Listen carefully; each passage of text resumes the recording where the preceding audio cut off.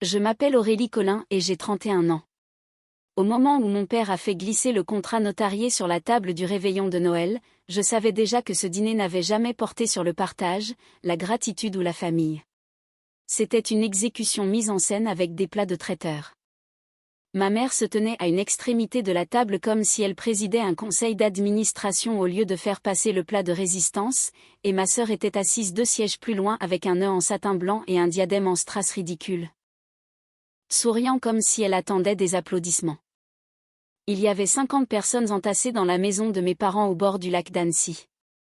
Des oncles, des tantes, des cousins, des beaux-parents, des amis de la paroisse, des gens qui aimaient voir une famille se fissurer tant que cela se passait sur de la porcelaine fine.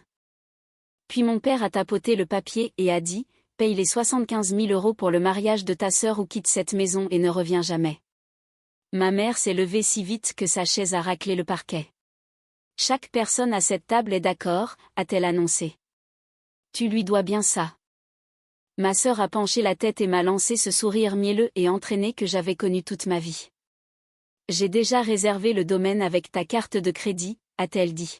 « Donc vraiment, tu rends les choses plus difficiles qu'elles ne devraient l'être. » Quand je n'ai pas tendu la main vers le stylo, ma mère a saisi mon assiette et a jeté mon dîner à la poubelle. « Les parasites ne mangent pas ici. » Mon père a calmement ramassé mes clés de voiture sur le comptoir et les a glissées dans sa poche. « La voiture reste ici jusqu'à ce que tu décides de faire ce qui est juste. » 50 membres de la famille me regardaient comme si j'étais le divertissement entre le dessert et le digestif. Je me suis levée, j'ai boutonné mon manteau et j'ai dit une phrase qui a fait blanchir le visage de ma mère. « Avant de vous dire ce que j'ai dit et ce qui s'est passé après que je sois sortie, dites-moi quelle heure est-il pour vous en ce moment et d'où regardez-vous ? Je suis curieuse de voir jusqu'où cette histoire voyagera. » Ce que j'ai dit était, vous devriez peut-être appeler le domaine avant de me traiter d'ingrate. Je n'ai pas élevé la voix. Je n'ai pas pleuré. Je n'ai pas supplié. C'était la partie qui les dérangeait. Mon père détestait le calme plus que la colère parce que la colère me faisait paraître émotive, mais le calme me faisait paraître certaine. Toute la pièce est restée figée pendant une demi-seconde. Et puis ma sœur a ri. « Oh mon Dieu, Aurélie, ne sois pas dramatique. » Elle s'est penchée en arrière sur sa chaise, son diadème scintillant sous le lustre, une main manucurée posée sur le contrat comme si l'argent était déjà à elle. Tu travailles dans la conformité.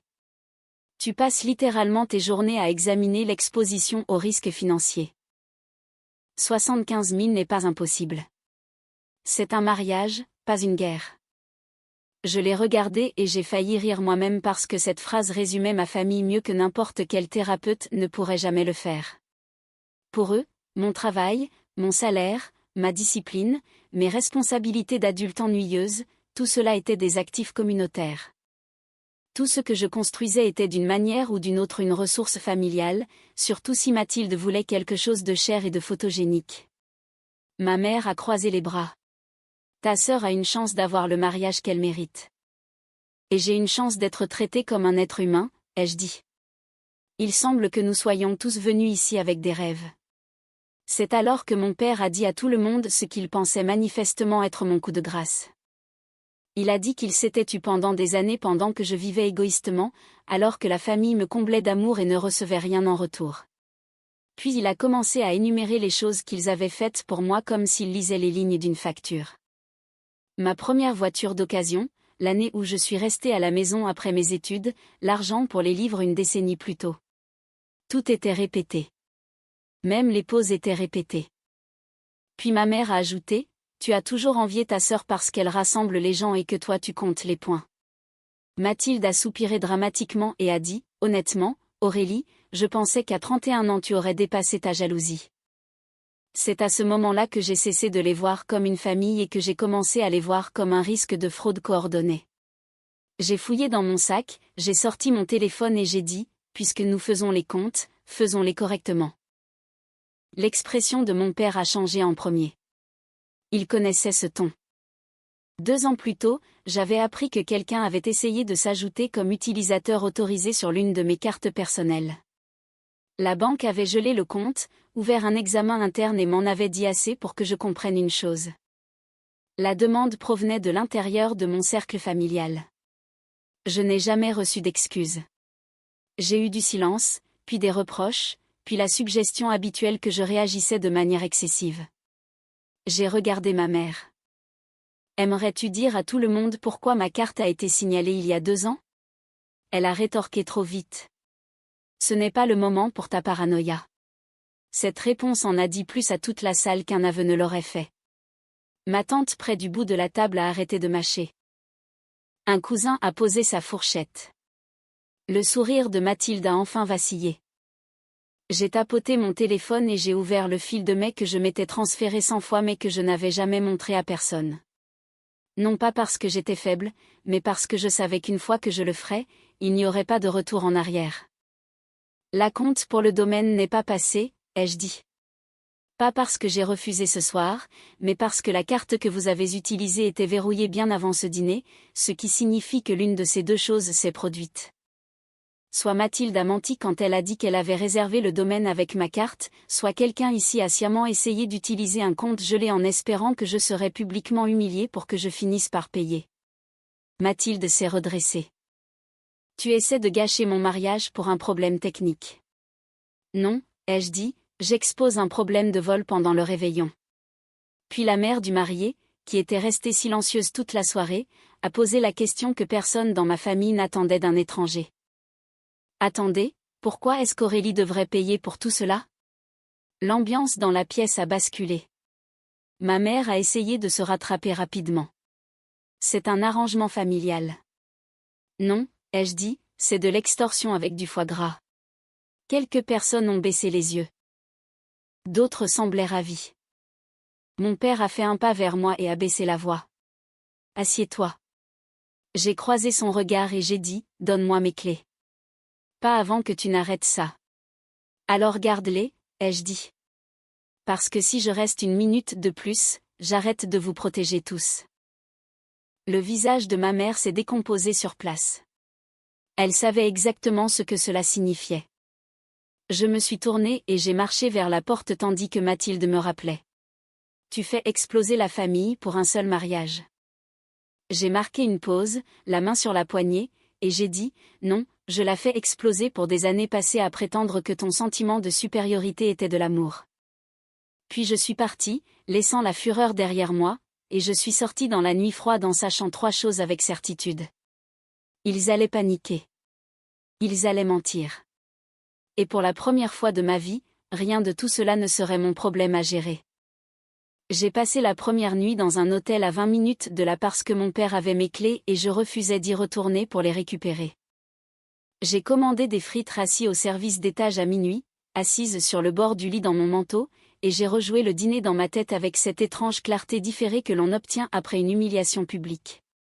Mes mains tremblaient encore, mais pas de peur, de soulagement. Les gens s'imaginent toujours que rompre avec une famille toxique est dramatique et cinématographique. Ce n'est pas le cas. Parfois, on a juste l'impression de fixer un mur d'hôtel beige à 1h17 du matin et de réaliser que plus personne dans votre vie n'a le droit de facturer votre existence. Au matin, mon téléphone ressemblait à une scène de crime. Des appels de ma mère, des appels de mon père, des appels de Mathilde, des appels de parents qui ne m'avaient pas parlé depuis des années mais qui se sentaient soudain poussés à servir de médiateur. Je n'ai répondu à aucun d'entre eux.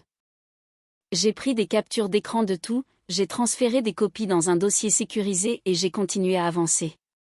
C'est ce que le travail de conformité vous apprend.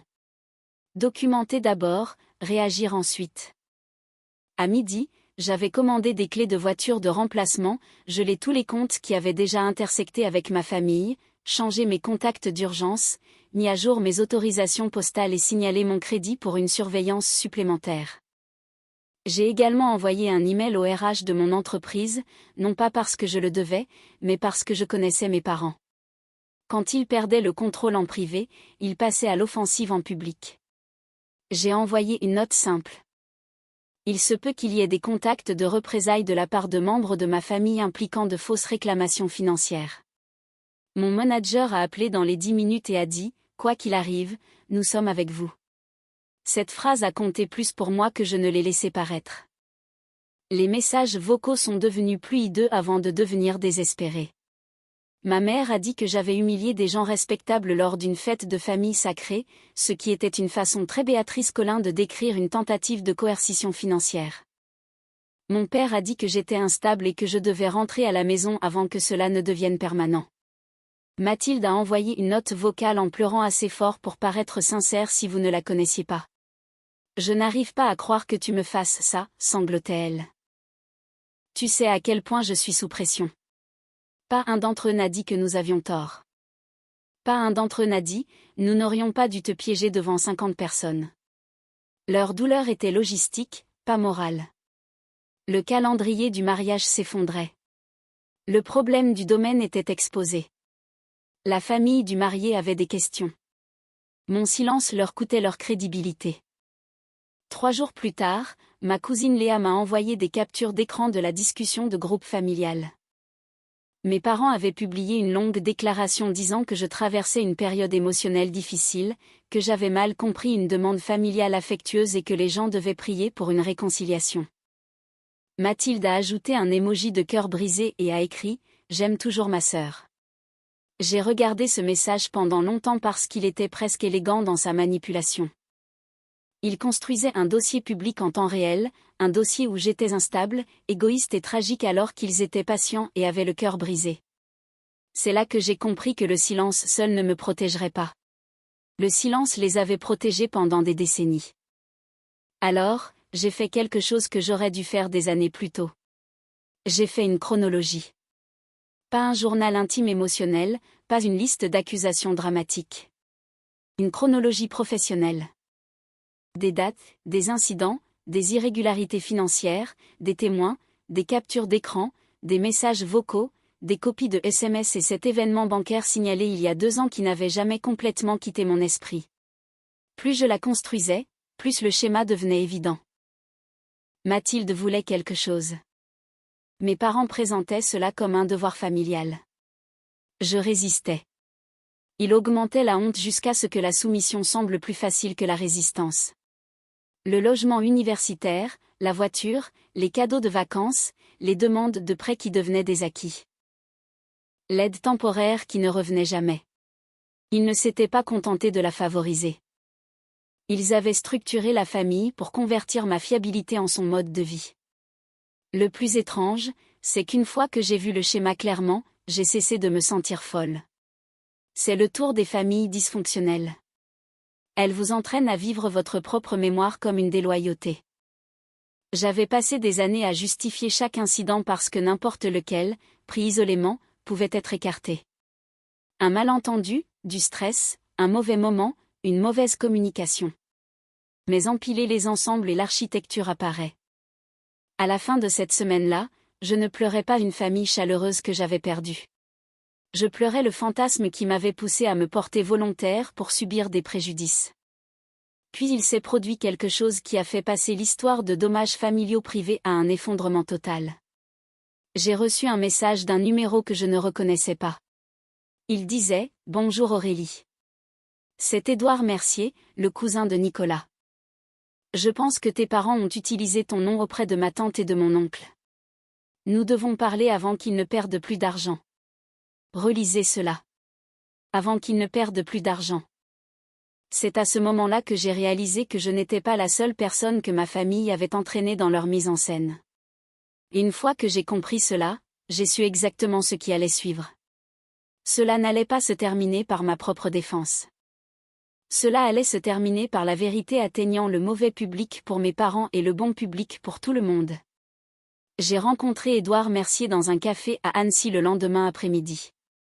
Il n'était pas un héros providentiel tombé de nulle part. Il avait l'air fatigué avant même de s'asseoir, et en 5 minutes, j'ai compris pourquoi. 2 ans plus tôt, Mathilde l'avait persuadé de couvrir temporairement une location de luxe pour l'enterrement de vie de jeune fille d'une amie après avoir promis de le rembourser sous 30 jours. Elle ne l'a jamais fait. Ma mère a plus tard appelé cela un malentendu entre jeunes. Même si Édouard avait 34 ans à l'époque et possédait les reçus. Il n'était pas venu pour me sauver. Il était venu parce qu'il reconnaissait un schéma qu'il avait déjà payé. Il a sorti son téléphone et m'a montré une série de messages entre sa tante, la mère de Nicolas, et ma mère. Ma mère leur avait dit que je gérais le versement d'un fonds fiduciaire familial, que j'avais déjà mis de côté des fonds pour le mariage de Mathilde et que mon hésitation n'était qu'une question de timing et de stratégie fiscale. J'ai failli rire de pure incrédulité. Je suis analyste en conformité, pas gestionnaire de fortune. Mes grands-parents ont laissé des objets sentimentaux, pas une richesse secrète. Mais Béatrice Colin avait toujours cru que la confiance pouvait remplacer la documentation si elle disait quelque chose avec assez de conviction. Édouard a continué à faire défiler. C'était encore là. Des références à mon engagement formel, mon cadeau financier, mon désir de rester anonyme, et le pire de tout. Aurélie préfère ne pas discuter d'argent publiquement, mais elle nous a assuré que les coûts majeurs sont couverts. Je n'avais rien assuré du tout. Qu'ont-ils déjà payé ? Ai-je demandé. Édouard a expiré. Ma tante et mon oncle ont avancé 22 000 € pour le traiteur et l'hébergement des invités parce qu'on leur a dit que ta contribution couvrirait le domaine, la décoration et la photographie. Nicolas a signé des contrats qu'il pensait être soutenus par les deux familles. Puis le domaine a signalé des problèmes de paiement et ta mère a dit que tu faisais une crise de nerfs et que tu avais gelé les choses impulsivement. Je suis restée assise là pendant une seconde et j'ai laissé la colère se transformer en forme. Pas une colère sauvage, une colère utile. Le genre qui ne crie pas, le genre qui organise. Est-ce que Nicolas sait ? Ai-je demandé. Édouard a hoché la tête une fois. Il sait que quelque chose ne va pas. Il ne sait pas à quel point.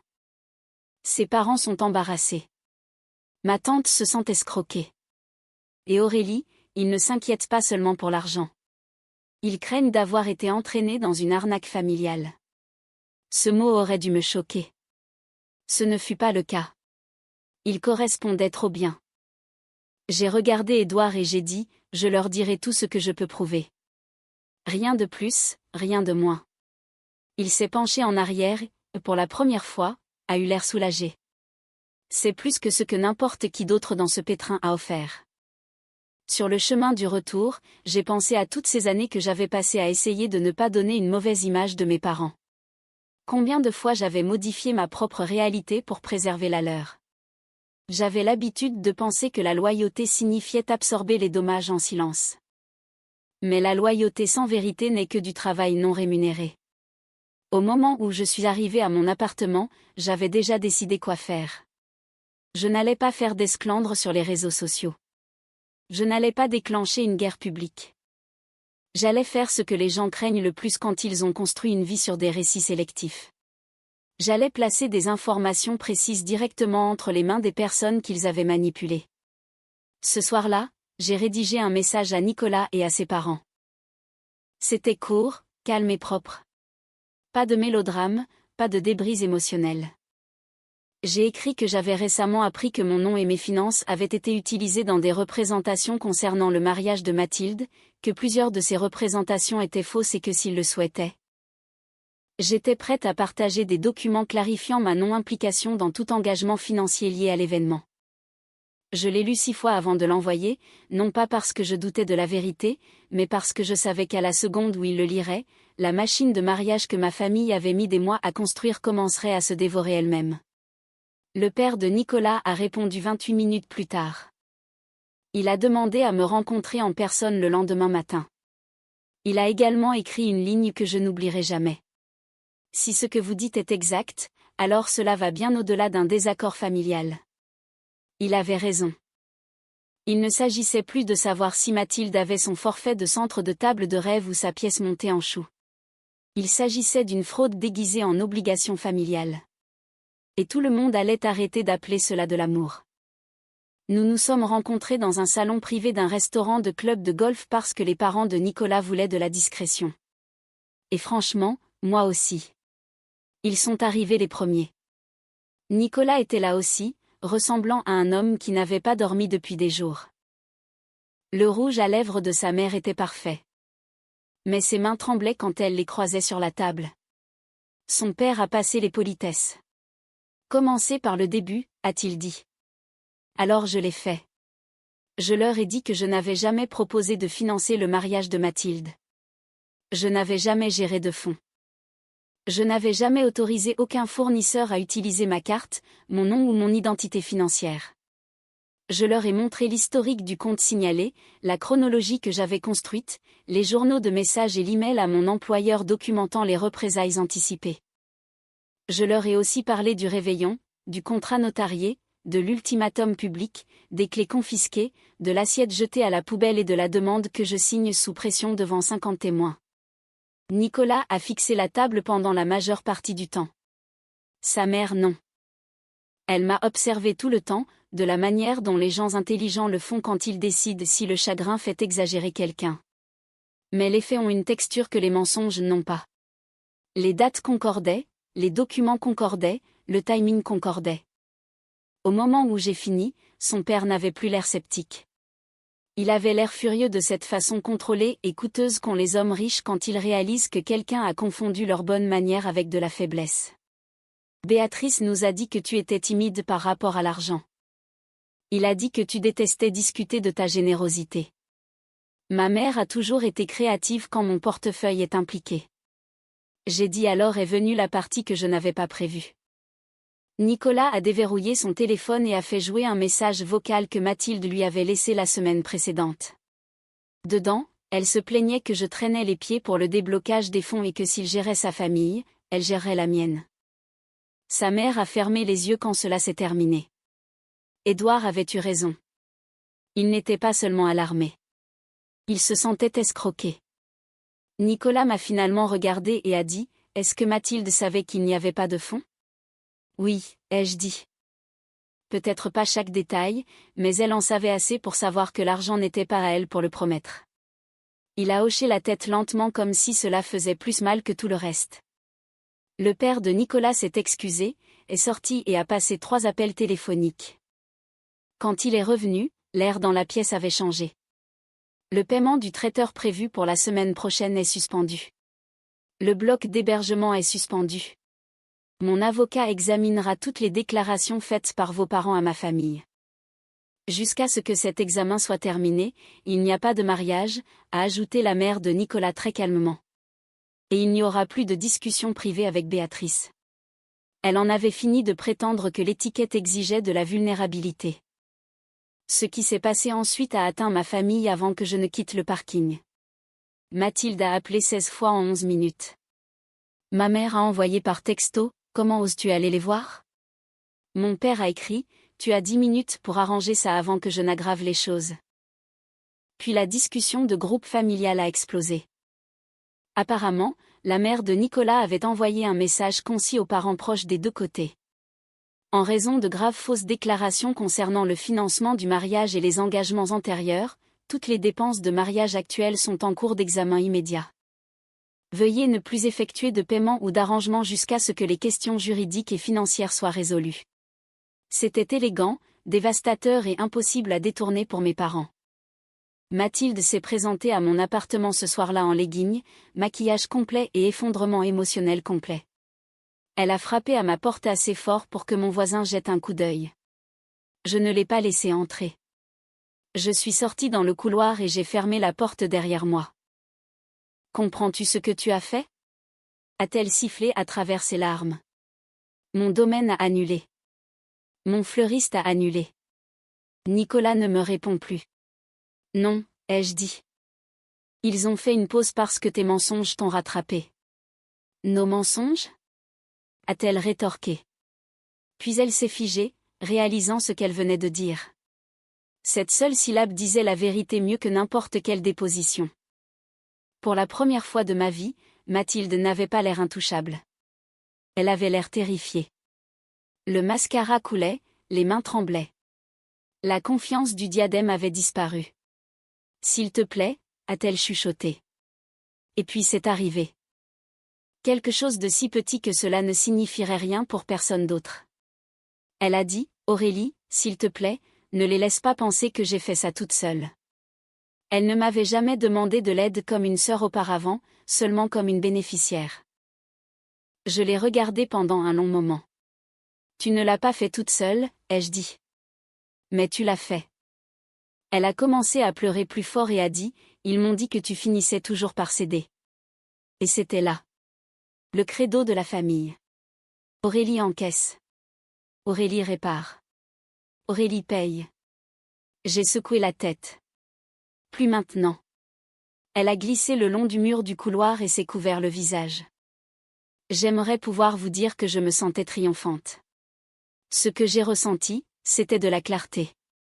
La vengeance n'est pas toujours bruyante. Parfois, c'est simplement refuser de continuer à porter ce que d'autres personnes ont construit sur votre dos.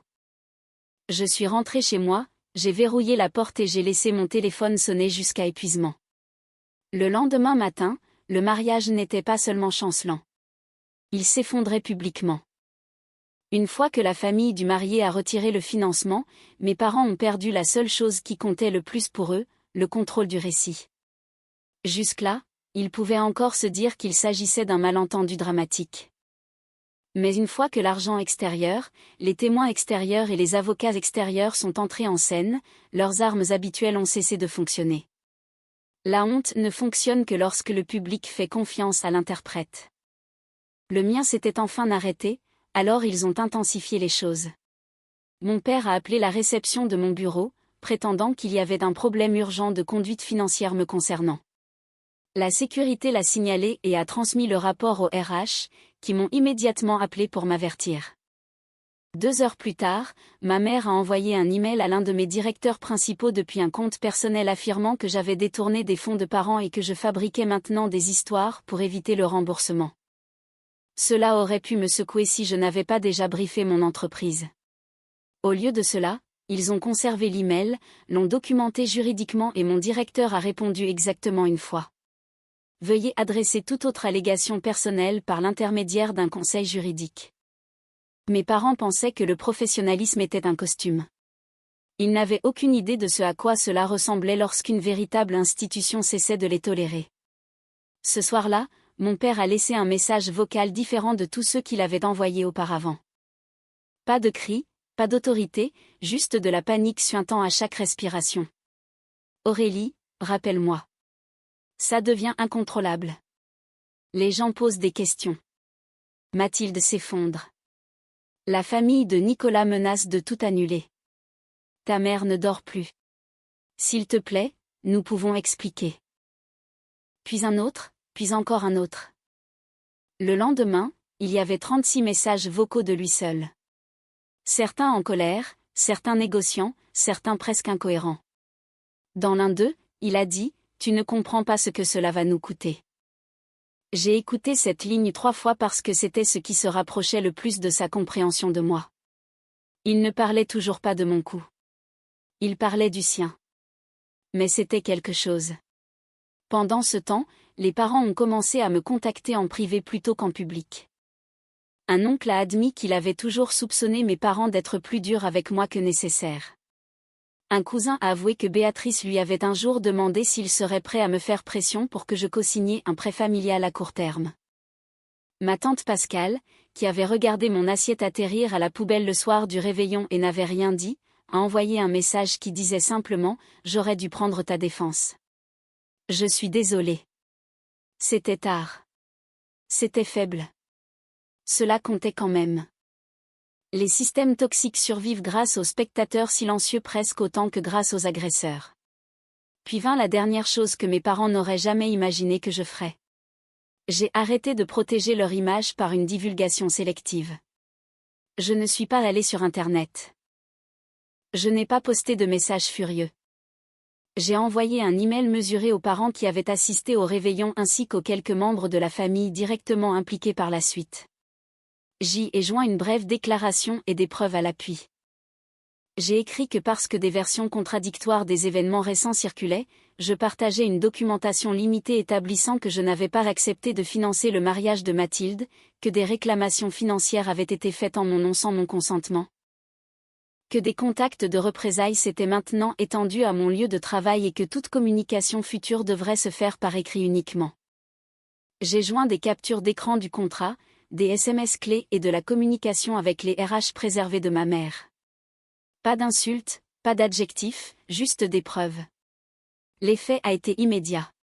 On pouvait sentir le centre de gravité de la famille changer. Les gens qui avaient aimé me voir piégée n'aimaient pas qu'on leur montre qu'ils avaient été assis à un rituel de coercition publique et appelés comme témoins après coup. Mes parents ont commencé à recevoir des messages non pas de soutien, mais de mise à distance. Une tante s'est retirée du groupe de discussion sur la planification du mariage. Un autre parent a dit à ma mère qu'il était profondément déçu. Le frère de mon grand-père, un pasteur retraité de 80 ans avec qui personne ne discutait, a appelé mon père et lui a dit « Tu n'es pas en train de discipliner une fille. Tu es en train d'en extorquer une. » J'ai entendu parler de cet appel par 3 cousins différents en 1 heure et puis les dommages financiers ont fait surface. Une fois que les fournisseurs ont commencé à comparer les communications, les annulations se sont multipliées. Le domaine a gardé une partie de la compte. Le contrat de conception florale incluait des frais de sourçage personnalisés non remboursables. L'orchestre avait une clause de pénalité. La société de tentes de luxe a exigé la totalité des frais d'annulation parce que l'installation avait déjà été programmée. Quand tout a été totalisé, mes parents se sont retrouvés face à plus de 100 000 € de frais perdus, de pénalités, d'acomptes et de remboursements privés qu'ils avaient supposés être couverts une fois qu'ils m'auraient forcé à signer. Leur chef-d'œuvre de manipulation avait une faille fatale. Il dépendait de ma soumission arrivant avant la paperasse. Ma mère s'est finalement présentée seule à mon appartement. Pas de perles, pas de rouge à lèvres parfait, juste un manteau en laine, des yeux gonflés et le regard d'une femme rencontrant les conséquences pour la première fois de sa vie. Je ne l'ai pas invitée à entrer. Elle s'est tenue dans le couloir et a chuchoté « S'il te plaît, arrête ça ». J'ai failli lui demander de quelle partie elle parlait. La vérité, les preuves, la partie où j'ai refusé de payer pour le fantasme de son enfant préféré. Au lieu de cela, j'ai dit « Je n'ai pas commencé cela ». Elle a dégluti péniblement. Nous essayons d'aider Mathilde. Non, ai-je dit, vous essayez de m'utiliser. Son visage s'est décomposé, non pas parce qu'elle avait découvert des remords, mais parce que la phrase était si nette qu'elle ne pouvait pas la contester. Puis elle a dit la chose que j'avais attendu toute ma vie d'entendre et dont je n'avais curieusement plus besoin. Nous avons mal géré la situation. Pas nous avons eu tort. Mal géré la situation. Même ses excuses étaient logistiques. J'ai secoué la tête. C'est pour ça que c'est arrivé, maman. Parce que pour toi, la cruauté est un problème de stratégie. Elle a commencé à pleurer et a tendu la main vers mon bras. J'ai reculé. Tu as dit à 50 personnes que je devais ma vie à Mathilde. Tu as jeté mon dîner. Tu as pris ma voiture. Tu as contacté mon travail. Tu as menti à une autre famille en mon nom. Tu n'as pas besoin de pardon en ce moment. Tu as besoin de réalité. Elle est partie sans un mot de plus. 3 jours plus tard, le mariage de Mathilde était officiellement annulé. Pas reporté. Annulé. Nicolas a mis fin aux fiançailles par l'intermédiaire d'avocats et d'un email brutalement simple. À la lumière de fausses déclarations matérielles et d'une perte de confiance irréparable, je ne vois pas d'issue possible. Mes parents avaient voulu me forcer à un paiement à vie. Au lieu de cela, ils ont forcé leur enfant chéri à un effondrement public qu'ils ne pouvaient pas contrôler. Et pourtant, l'histoire n'était pas finie parce qu'il restait une dernière chose qu'ils n'avaient pas encore faite. Ils ne s'étaient pas excusés là où ils m'avaient humilié devant la famille. La dernière fois que j'ai rencontré Mathilde, c'était dans un parc au bord du lac 2 semaines après l'annulation.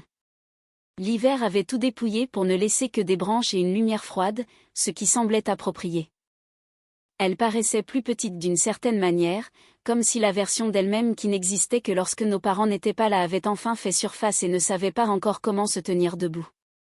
Elle était assise sur un banc sans maquillage et sans aucune de ces représentations qu'elle portait autrefois comme une armure. Quand je me suis approchée, elle n'a pas souri avec supériorité. Elle n'a pas accusé. Elle a juste dit, il me rejette la faute maintenant. Je l'ai cru instantanément. Les familles construites sur des boucs émissaires n'apprennent pas de l'effondrement. Elles se contentent de réassigner le poids. Elle m'a dit que les fournisseurs étaient furieux. La famille de Nicolas avait coupé tout contact. Les parents évitaient mes parents. Et notre père avait commencé à dire que Mathilde avait mal compris le plan. Le plan. Même maintenant, il parlait comme s'il s'agissait d'un problème de calendrier, pas d'un problème de caractère. Mathilde a ri une fois, un rire amer et court. J'ai passé toute ma vie à m'entendre dire que je méritais plus que tout le monde. Je n'avais pas réalisé que cela signifiait qu'ils me laisseraient tomber d'une falaise si cela leur permettait de se sentir important. C'était la première chose honnête que je l'avais entendu dire sur notre famille. Puis elle m'a regardé et a demandé la seule chose que tout le monde pensait que je devais encore. Le sauvetage. Peux-tu leur parler? Peux-tu dire à la famille que je n'étais pas la seule? Il y avait de la peur dans sa voix, mais aussi quelque chose de nouveau. De la honte. Je me suis assise à côté d'elle, pas trop près, et j'ai regardé l'eau bouger. Tu n'étais pas la seule, ai-je dit. Mais je ne retourne pas dans ce système pour atténuer les conséquences pour les personnes qui l'ont construit. Elle a essuyé ses yeux et a chuchoté. Alors c'est tout. Je me suis tournée vers elle. Non, c'est la première chose honnête qui nous arrive depuis des années. Elle a commencé à pleurer doucement cette fois, sans manipulation. Je ne savais pas à quel point c'était dur pour toi, a-t-elle dit. Parce que c'était facile pour toi, ai-je répondu. La vérité est tombée entre nous et y est restée. Je ne lui ai pas dit que je la détestais. Je ne le faisais pas. La haine m'aurait liée à elle plus étroitement que l'amour ne l'a jamais fait. Ce que je lui ai dit, c'est ceci. Je n'essaie pas de te détruire. Je refuse de continuer à me détruire moi-même pour que tu puisses être à l'aise. Elle a hoché la tête lentement, comme si chaque mot devait passer à travers tous les vieux scénarios familiaux avant de pouvoir être enregistré. Je pensais que tu serais toujours là, a-t-elle admis. C'est ce qu'ils m'ont appris. Je sais, ai-je dit. Ils me l'ont appris aussi. Nous nous sommes assis en silence après cela et pour une fois le silence n'a pas ressemblé à une reddition. Cela ressemblait à une frontière. Une semaine plus tard, mon père a demandé à me voir. J'ai dit non. Puis il a envoyé un message disant que lui et ma mère voulaient faire une déclaration à la famille. Je ne leur faisais pas confiance, mais j'étais assez curieuse pour rejoindre l'appel vidéo qu'ils avaient organisé avec les parents proches. Il y avait peut-être 20 personnes. Le même écosystème qui m'avait regardé être piégé à Noël me fixait maintenant depuis de petits carrés sur un écran. Mon père paraissait plus vieux. Ma mère paraissait furieuse de devoir faire cela. Et puis parce qu'ils n'avaient plus d'autre choix, ils se sont excusés, pas parfaitement, pas magnifiquement, mais publiquement. Mon père a admis que je n'avais jamais accepté de financer le mariage. Ma mère a admis qu'ils avaient impliqué les parents de manière inappropriée et fait des suppositions financières en mon nom. Ma mère arrivait à peine à sortir les mots, mais elle les a dit devant tout le monde. Mon père a ajouté que contacter mon lieu de travail avait été inacceptable. L'appel n'a duré que 8 minutes, mais il a modifié 31 ans de gravité familiale. Après coup, plusieurs parents m'ont envoyé des SMS en privé. Certains se sont excusés. Certains ont essayé d'expliquer pourquoi ils s'étaient figés. Certains cherchaient encore à atténuer le comportement de mes parents avec des phrases comme « ils étaient sous pression » ou « les mariages rendent les gens fous ». Je n'ai pas discuté. La minimisation est la façon dont certaines personnes survivent à la proximité du dysfonctionnement. Mais je n'ai accepté aucune version de l'histoire qui effaçait ce qui s'était passé. C'était là le véritable changement.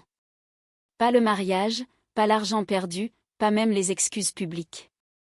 Le véritable changement était que j'avais cessé de négocier contre ma propre mémoire juste pour que les autres se sentent à l'aise. Quant à mes parents, les retombées ont continué à se propager. Ils ont dû rembourser une partie des frais de la famille du marié, couvrir les pénalités des fournisseurs et absorber l'humiliation d'être discrètement exclus de certains événements paroissiaux et sociaux qu'ils dominaient autrefois. Les parents ont cessé de proposer de l'argent. Plus personne ne faisait confiance aux arrangements familiaux. Mon père a vendu la voiture de collection qu'il aimait pour couvrir ses obligations en suspens. Ma mère a annulé une rénovation dont elle se vantait depuis des mois. L'ironie aurait été poétique si elle n'était pas si ordinaire. Les gens qui ont passé des années à me traiter comme un fonds d'urgence privé ont finalement dû financer les conséquences eux-mêmes. Et moi, j'ai déménagé. Pas de manière dramatique, pas par dépit. J'ai accepté une promotion à Lyon et j'ai loué un appartement lumineux avec de grandes fenêtres et absolument aucune place pour la culpabilité héritée. J'ai acheté une table à manger que j'aimais et j'ai invité des amis qui ne m'ont jamais demandé de mériter ma place. Le premier réveillon là-bas a été calme, presque ennuyeux. C'était parfait. À la moitié du dessert, j'ai regardé autour de la pièce et j'ai réalisé que personne ne comptait les points. Personne ne testait ma loyauté. Personne ne tendait de piège en l'appelant tradition. J'avais passé tant d'années à essayer de devenir acceptable pour des gens déterminés à me mal comprendre que la paix elle-même me semblait inhabituelle. C'est la partie que je veux que tous ceux qui écoutent retiennent.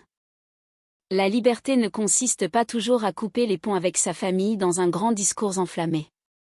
Parfois, c'est plus petit et plus difficile que cela.